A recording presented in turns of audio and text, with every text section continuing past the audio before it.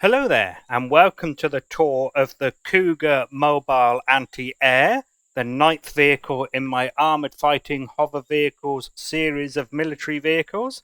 My name is Wimp, and I am the Chief Designer, Chief Builder, Chief Architect, and Chief Dumbass of the Cougar Mobile Anti-Air project. So this is the vehicle behind me. I'm going to show you around its capabilities and features, starting with its role and its task equipment. Well, I'm sure you can guess by its title that its role is mobile air defense, being as it is mobile anti-air. So in order to facilitate that task, it has a whole bunch of turrets set to target both small vessels and drones, and it has more thrusters on the back for forward acceleration so that it can reposition quickly. Right, the next segment is its propulsion, handling, and lift capacity. Its propulsion then, starting with its forward thrust that I just mentioned just now. It has let's turn my HUD back on, 4 large tier 2 thrusters for forward acceleration. For braking reverse, it has 2 large tier 2s and 2 medium tier 2 thrusters. And it only has 2 large tier 2s for lateral thrust in either direction. So it doesn't turn particularly well, and it doesn't strafe particularly well. But at least it goes forward quite quickly. Right, its mobility, starting with its maneuverability. Oh, yeah, so I don't know why. Every time I open this up in a tour, I always see that number first, and it always confuses me that it's on 0. But of course, it doesn't calculate what the hover engines can. But why do my eyes always go there? Anyway, sorry. Right, so for its forward acceleration, it will accelerate at 30 meters per second squared. Reverse, it'll do 23 meters per second squared acceleration and 15 meters per second squared in both left and right. For its agility, it has a yaw of 23 degrees per second. Again, like I said, not great because the lateral thrusters are quite far back along the sides. And its pitch and roll, which I don't find particularly important, is 12 degrees per second and 24 degrees per second, respectively. Lift capacity. So, it has 8 hover engines on by default, the 2 at the front and the 2 at the back on each side. And it has 2 more in the middle on each side set to max lift. Now with max lift on, it will lift roughly 61.1 tons in 4G, and the vehicle itself weighs 46. So you get, maths, 25? No, 15. Yes, it'll lift about 15 more tons in 4G, so ammo. I also know that with max lift off and just the 8 default hover engines on, it will lift about 50 tons in 3.25 Gs. Again, the vehicle itself is 46, so I mean, I don't know how much the ammo will come to. We'll have a look in a bit, actually, but at least it'll probably, even full of ammo, will probably work in 3G. If it can go up to 3.25 with an extra 4 tons on top of its own weight. Right. Let's see how it drives with a quick test drive. This is without pilot mode on. It's quite sluggish. Again, it's not really meant to be good with turning. It's just forward acceleration that I focused on. So this is it with its pilot mode on. Pilot mode on, it's not too bad in my opinion.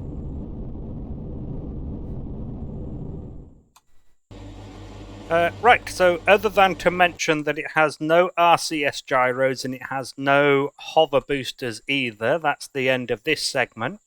So the next segment then is its power, fuel, and air. So its power is provided by 4 large generators. I'm sure you can guess why it needs 4, but we'll get to that in a bit. Its fuel is provided by 5 large fuel tanks, and its air is provided by 3 O2 tanks. It has 1 ventilator in the cab. You can see 2 of the O2 tanks there, and it has an O2 station. Now, as I usually do, I will prove that it's airtight in here by turning on the little blue shapes. So that's the end of that segment. The next segment then is its weapons, defenses, and construction.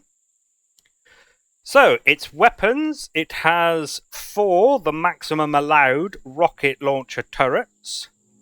They are set to anti-air, particularly, and they will target the generators of SVs. I would have liked them to target drones as well, but you can't really do that without them also wasting a whole bunch of rockets on, Xerax troops and stuff.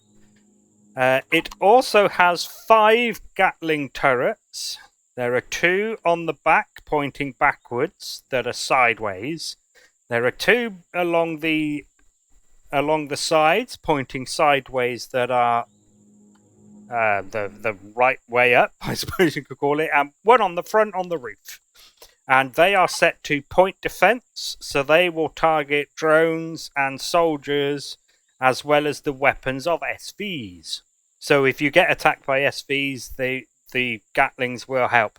Now, I should just say, by the way, none of my builds are actually designed for PvP. I really wouldn't recommend taking this up against other players, especially if the other players aren't flying something that I've built. Because if you're trying to fight something that somebody else has built, I can't imagine my stuff would hold up very well, to be honest.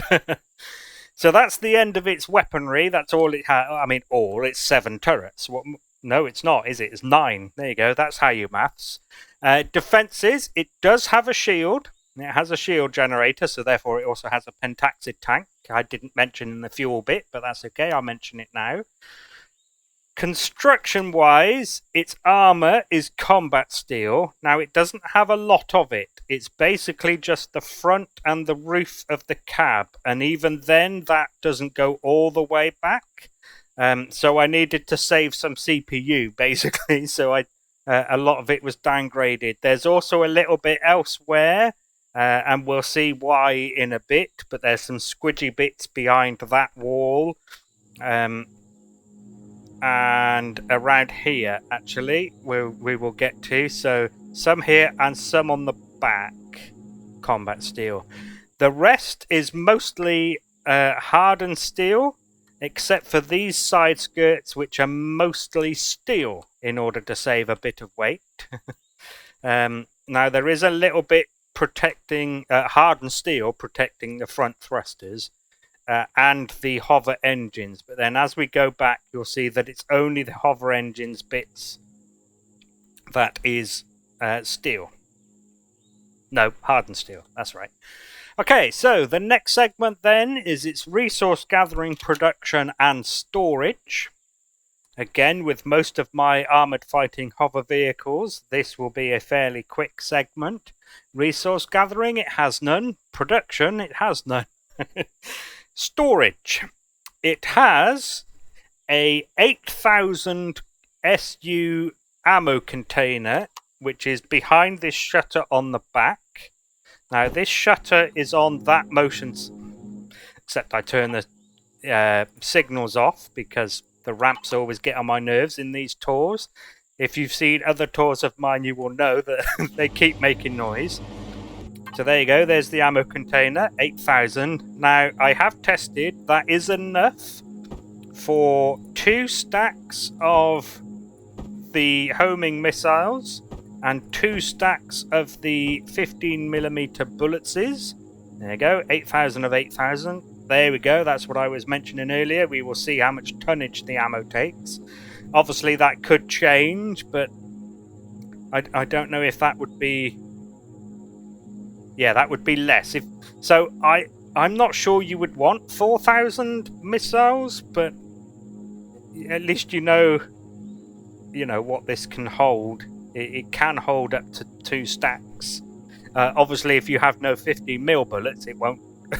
It'll hold a few more, but aye. So another 9.6 tons. So actually, yeah, 3G lift capacity with the max lift off.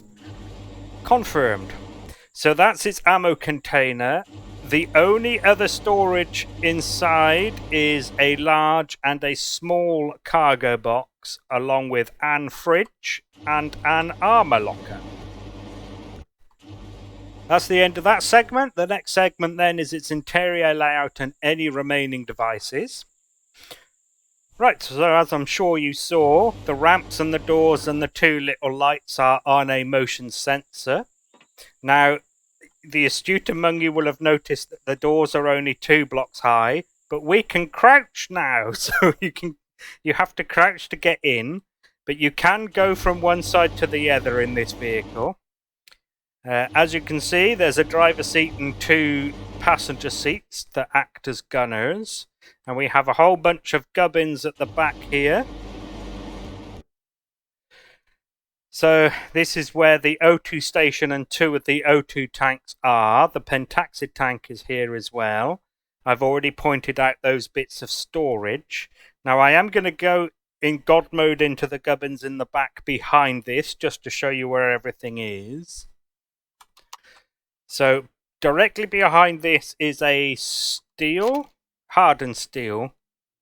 Oh, there's a bit of... Oh yeah, because that's an outer block. So that block we were just looking at is that one there, I believe.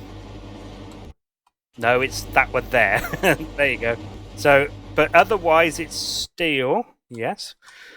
So behind that wall is the shield generator. At the bottom of that is the 3rd O2 tank.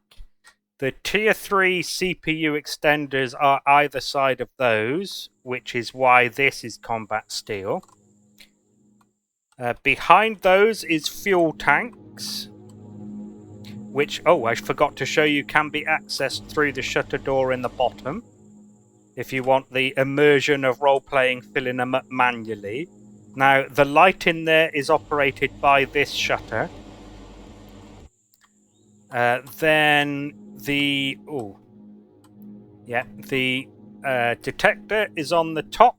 You may have seen that actually earlier on. The Wi-Fi is behind that O2 tank there, which you may have seen through the shutter door. So after all of this is the ammo container.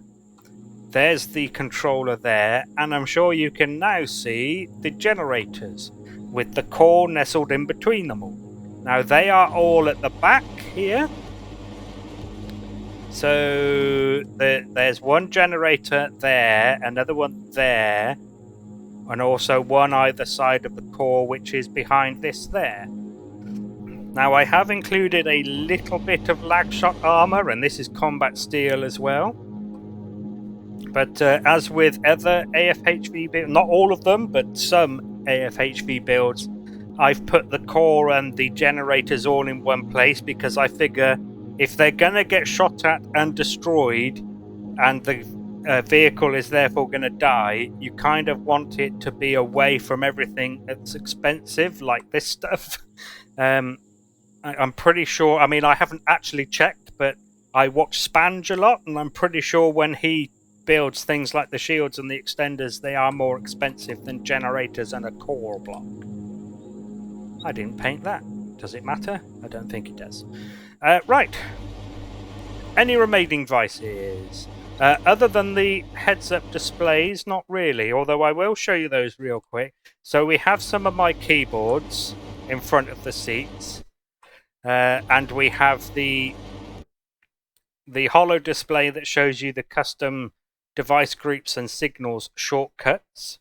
But before I move on to those, I'm going to show you that... Oh, actually, no, I will move on to those because what I'm about to show you is also connected. Right, so the next segment then is its shortcuts and signals. So, starting with the device groups, as usual, the top one is Propulsion, etc. Now that will turn on all of the thrusters and what I was referring to earlier as the default hover engines. The next one down, of course, is max lift, which will turn on the other hover engines, the ones in the middle. And the LCD projector here will show you how much you can lift with max lift on, next to the what the keyboard shortcut is. As you can see there, the next two down are headlights and ventilators. It only has two headlights, one there and one there, and they of course point forward, not diagonally up. Now the ventilator one, in case this is the first tour of mine you've seen, I will go through real quick. If we have a look at the power left and turn the oxygen off, you'll see it doesn't change, because although the ventilator sucks in all the air and then doesn't refill the vehicle with it, it doesn't actually turn off. So if we turn the ventilator off here with the switch, you'll see that the power left does go up a bit. So if you're in an atmosphere that is breathable, I've given you the option to save a bit of power. Moving on then to the custom signals, and the first one as usual is power save. Now turning power save on. You're too late, mate, that was a week ago. Turning the power save on will turn off all of the LCDs in here. The keyboards as well as that one. It'll also turn off the Wi-Fi, the two passenger seats, and all of the motion sensors. Those two, that one does that side of the door and the ramp and the lights. Likewise, that one on the other side. This one is the lights in here. It'll also turn off the one on the back that does that. Is that everything? And the Wi-Fi. Oh, I should mention as well that the mini fridge, I always forget to say this in the tour, the mini fridge comes turned off by default. Actually, I don't always, sometimes I remember. I think it's better to save the power until you've got food in there that you need to keep cold, rather than having it on, blah, blah, blah, and then giving you a switch.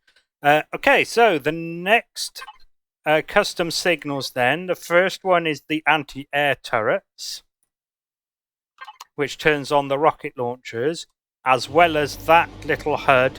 Now, I would have liked that to have been right in front of the seat, really. So the idea is, and I've done this with other builds, where the crosshair, the reticule in the middle of that LCD projected display is right in the crosshairs of the actual game's HUD. But unfortunately, because this seat is right up against that wall and is right up against the windows on the front, some of it was in the wall and some of it was out the window. In fact, even now, so a little bit of it's out the window, but whatever. So, point defense turrets return on the Gatling turrets and that holo display as well. And finally, we have the tail lights. Of course, this vehicle has my patented red flares on the back. So if you don't like them, you can turn them off. And if you hate them, you are free to multi-tool them off. Right, that's the end of that segment, which moves us on to the next and last segment, which is its CPU and upgrading. So, as I said already, but just in case you're skipping through the video, the core is in front of that armor block there, in the very back of the vehicle, surrounded by the generators. The the extenders, there we go, the tier 3 extenders are in the front of the back bit, sort of in the middle. Either side of the shield generator, protected by a bit of combat steel. Now, as for the CPU itself, it comes just over at 30,600 and a bit out of the 30,000 you are allowed. And since it's already at CPU, there isn't any CPU space to add any, but there is also no free space inside to add anything either, so there isn't a built-in upgrade path. That doesn't mean you can't personalize it or, you know, take bits off and put other bits on. Although, as I've said in other builds, I'm not Jeff Randall. I'm not sure why you would do that with my stuff. But there we go. Right, so that'll be the end of the tour. Thank you very much for taking an interest in the Cougar Mobile AA. I hope you get some use out of it, and hopefully I will see you in a different video for another build. Another video for a different build. It's one of the two, and I can never get it right. So thank you again, and goodbye.